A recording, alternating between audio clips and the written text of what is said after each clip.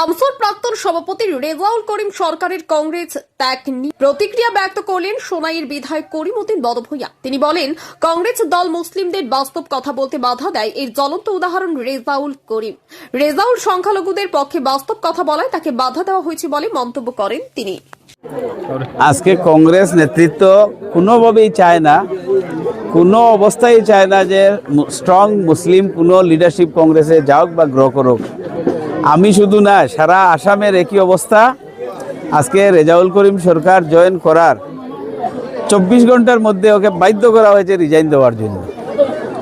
যে কথাটা যে মানুষে গণতন্ত্রে, আবার ওরা কংগ্রেস বলে আমরা স্বাধীনতা আন্দোলন করেছি, স্বাধীনতা এনেছি ভারতে, কিন্তু কি হয়েছে? এটা সংবিধান অধিকার দিয়েছে প্রত্যেক মানুষের নিজের রাজনৈতিক দলের প্ল্যাটফর্ম থেকে নিজের সমাজের কথা উত্থাপন করার।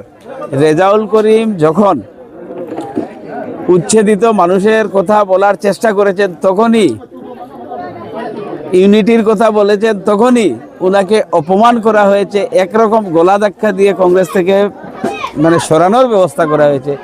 অত্যন্ত নিন্দনীয়, অত্যন্ত ধিক্কারজনক ঘটনা। সংখ্যালঘু মুসলমান অঞ্চলে কংগ্রেসকে বয়কট করা উচিত এইবার।